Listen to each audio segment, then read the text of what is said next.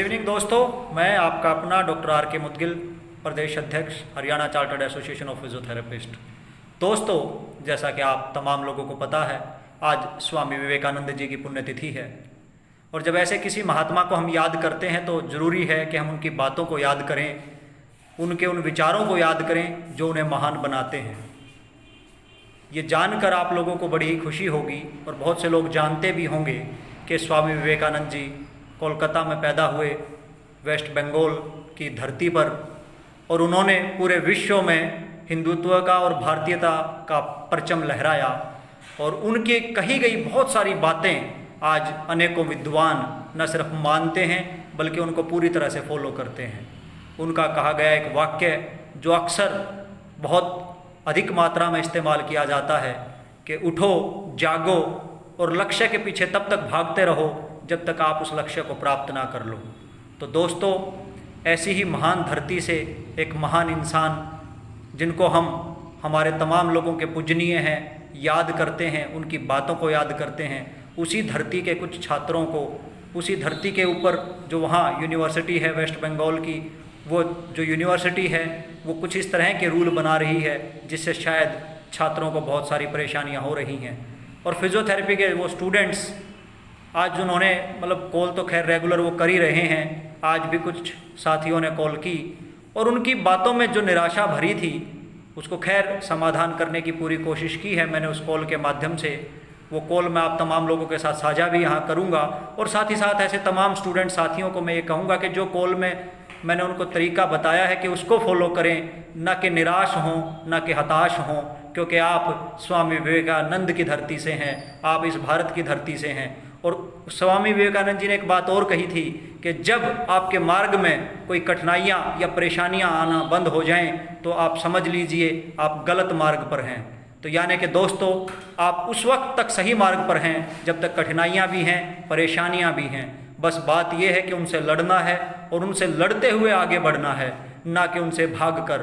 तो ये समय भी कुछ ऐसा ही है। मैं तमाम स्टूडेंट साथियों से, युवा साथियों से ये रिक्वेस्ट करूँगा कि वो तमाम लोग जो भी एक रिस्पेक्टफुल तरीका है उसको फॉलो करते हुए यूनिवर्सिटी अथॉरिटी के सामने अपनी बात रखें और कोशिश करें कि इस समय को बड़े ही संयम के साथ, समय को बड़े ही धैर्य के साथ व्यतीत करें और सरकार तक, यूनिवर्सिटी तक, अथॉरिटी तक अपनी बात तरीके से ऑन पेपर फॉर्मेट पहुंचाएं और किसी भी मोड़ पर घबराएं ना, क्योंकि ज़िंदगी अनमोल है।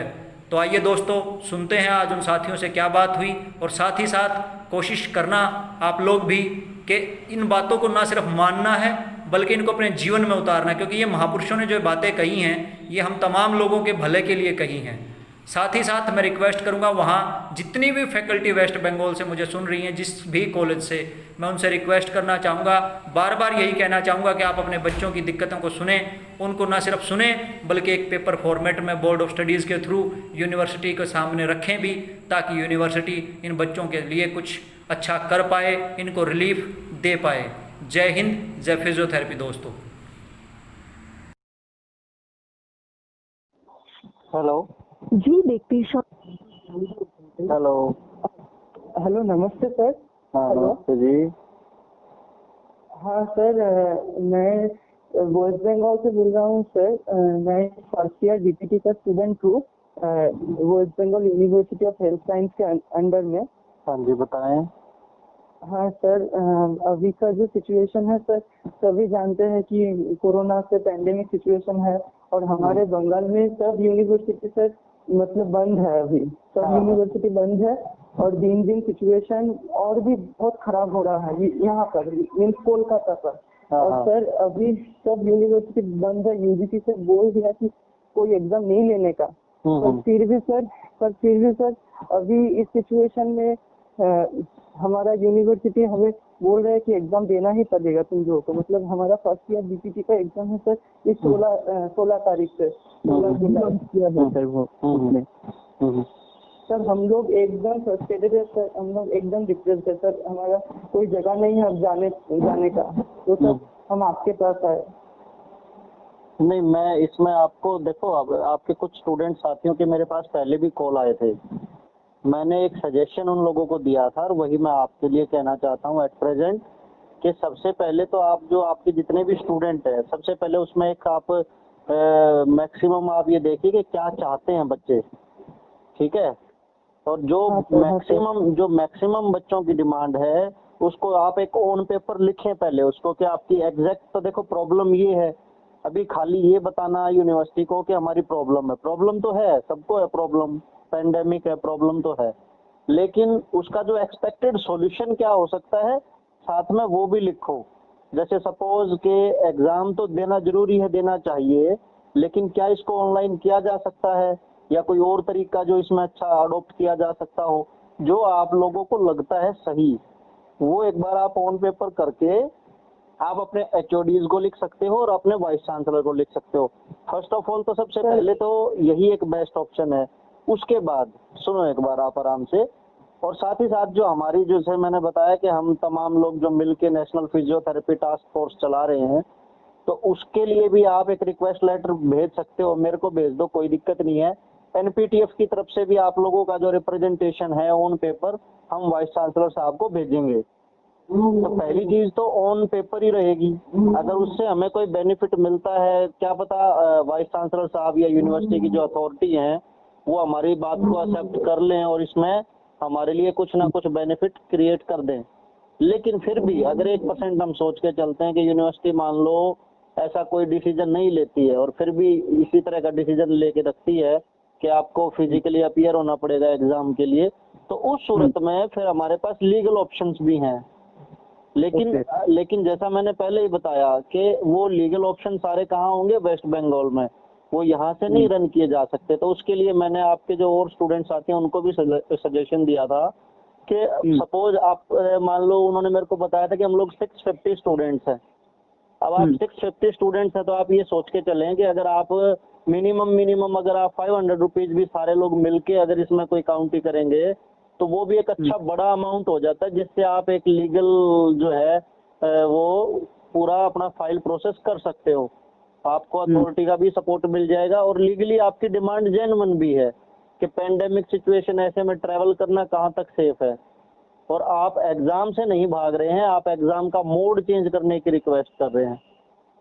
हाँ सर, अगर ऑनलाइन में होगा तो सर वो भी ठीक है। हमारा एग्जाम ऑलरेडी 8 मंथ डिले है। हाँ, वो मुझे पता है कि पहले से आप लोगों का डिले है, वो एप्लीकेशन में उन बच्चों ने मुझे लिख के बताया भी था। जो एचओडी है ना सर, वीसी है, वो कुछ भी सुनना नहीं चाहता है। अब मेरा जो प्रॉब्लम है ना, मेरा मॉम एक लेवल हाइपरटेंशन का पेशेंट है सर।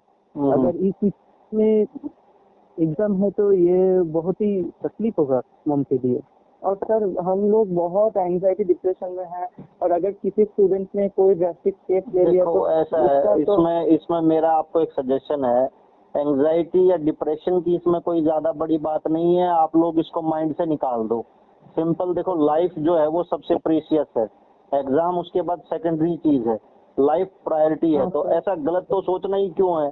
अब इसमें सिंपल सी बात ये देखो ना, सबसे पहले अभी आपके पास टाइम है थोड़ा, जितना जल्दी हो सके मैक्सिमम आप लोगों का कन्वे कर दें ये मैसेज, और तमाम लोगों से उनके फीडबैक ले लें, और फिर गवर्नमेंट अपना यूनिवर्सिटी को और अपने एचओडीज को इसके लिए ऑन पेपर आप लोग रिक्वेस्ट डालें। क्या पता वो ऑन पेपर रिक्वेस्ट से ही आपकी बात मान जाए, क्योंकि जैसे आपने देखा होगा वीडियो में किसी स्टूडेंट ने मुझे कॉल रिकॉर्डिंग भी भेजी थी वाइस चांसलर साहब के साथ, तो उन्होंने भी यही सजेस्ट किया था कि अगर बोर्ड ऑफ स्टडीज हमें लिख के देगी तो हम इस डिसीजन के ऊपर दोबारा से सोच सकते हैं। तो बोर्ड ऑफ स्टडीज कहाँ से आएगी, बोर्ड ऑफ स्टडीज है आपके खुद के कॉलेज की अथॉरिटी, आपके कॉलेज की फैकल्टियाँ। अगर वो लिख के दे देंगी वाइस चांसलर को तो शायद वाइस चांसलर सोचेंगे इस बारे में और इस आइडिया को रिवर्ट किया जा सकता है। कल एक नोटिस निकला था हमारे यूनिवर्सिटी की तरफ से, तो यूनिवर्सिटी बोल दिया कि हमारा इसमें कोई लेना देना नहीं है, और मतलब जितनी भी पावर है वो एफिलिएटेड कॉलेज के है। हाँ, तो उन्होंने बिल्कुल सही बात बोली ना। देखो, यूनिवर्सिटी को पावर तो है, ऐसा नहीं है कि पावर नहीं, यूनिवर्सिटी को पावर सारी है, लेकिन एफिलिएटेड जो कॉलेज हैं रिप्रेजेंट तो वो करेंगे ना अपने बच्चों को। हाँ, है ना, डायरेक्ट यूनिवर्सिटी को नहीं पता कि आपको क्या प्रॉब्लम है, वो तो आपके कॉलेज से पूछेंगे कि भाई आपके यहाँ अगर सपोज 100 स्टूडेंट्स हैं तो आपके 100 स्टूडेंट में से कितने स्टूडेंट्स को प्रॉब्लम है एग्जाम के इस मेथड से, और कितने लोग ऑनलाइन देना चाह रहे हैं। मतलब वो तो कॉलेज रिप्रेजेंटेशन देना बेसिकली अपनी।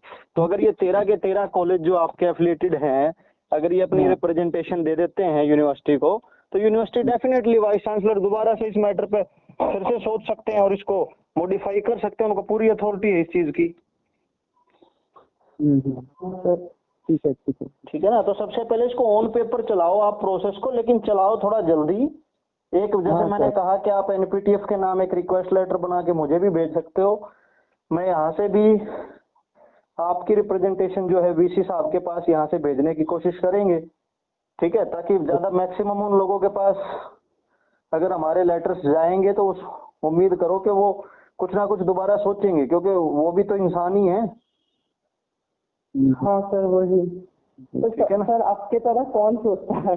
आपने इतनी अच्छी तरीके से सोचा हमारे बारे में, पेशेंस से हमारे बात सुना है और सोचता है सर। वो तो ऐसे नहीं है ना, वो किसी तो ऐसे नहीं है वो। अरे समझे नहीं ना, देखो फिर भी प्रोसेस तो प्रोसेस होती है। आप डायरेक्ट कोर्ट नहीं जा सकते हो किसी चीज के लिए भी।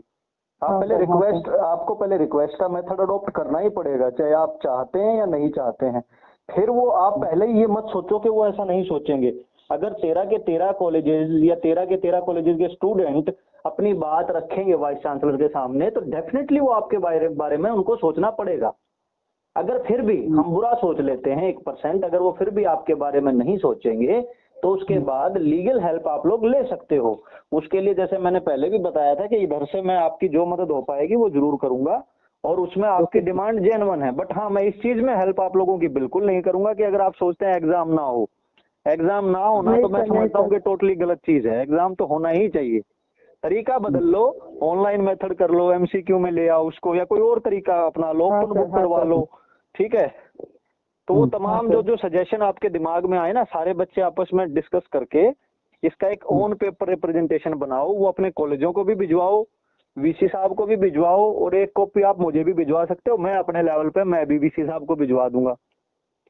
और होपफुली जब इतने सारे लेटर उनके पास जाएंगे, इतनी रिप्रेजेंटेशन जाएगी, तो वो भी उसको जरूर सोचेंगे। अगर फिर भी अगर हम बुरा सोच लें, वो नहीं सोचेंगे, तो कोई नहीं, उसके बाद के ऑप्शन है हमारे पास। फिर आप तमाम जितने भी स्टूडेंट हो, अगर सारे मिल मिल के थोड़ा थोड़ा करोगे, तो भी आप अपने लिए खुद से लड़ पाओगे। ठीक है। और इसमें ये आपको, आप लीगल में ये मत सोचना कि आप किसी पर्सन के खिलाफ कोई केस करने जा रहे हो, तो जिससे अपनी पर्सनल हो जाता है कई बार कि भाई मैं आप पे केस करूंगा तो आपको लगेगा कि जी ये मेरा दुश्मन है। ऐसा नहीं होता है। ये जो एकेडमिक मैटर्स होते हैं, इसमें आप पॉलिसी के अगेंस्ट केस करते हैं, आप उस रूल के अगेंस्ट केस कर रहे हो कि वो रूल सही नहीं है। तो ये कोई पर्सनल केस नहीं होते, ये रूल के अकॉर्डिंग चलता है। अगर आपने उस ऑडियो को सुना, उसमें खुद कहा है चांसलर से, आपके वाइस चांसलर साहब ने, कि कोई नहीं, कोर्ट में जला गया तो कोई बच्चा, हम क्या जवाब देंगे। तो डेफिनेटली जब आप कोर्ट जाते हैं तो कोर्ट भी इस बात को थोड़ा सा ह्यूमैनिटेरियन ग्राउंड पे सोचेगा। कोविड का टाइम चल रहा है, पेंडेमिक सिचुएशन है, लोगों की जिंदगियां कीमती हैं, तो उसके लिए जरूर आपको रिलीफ देगा। लेकिन ऑप्शन आपको ही सजेस्ट करने पड़ेंगे कि दूसरा क्या हो सकता है। आप प्रॉब्लम बता रहे हो तो सजेशन भी साथ बताओ। ठीक है ना। Thank you sir. तो आप इसको ऑन पेपर जितना जल्दी हो सके इस चीज को ऑन पेपर इनिशिएट करो। आप सबसे पहले रिक्वेस्ट फॉर्म में ऑन पेपर आप इस जल्दी से जल्दी इस प्रोसेस को इनिशिएट करो, सारे लोग मिलके। ओके ओके ठीक है। कोई हमारी हेल्प चाहिए तो बताना आप, है। ओके बेफिक्र रहो, ज्यादा नहीं सोचना होता। ठीक है। Thank you sir. हाँ थैंक यू सर। ओके।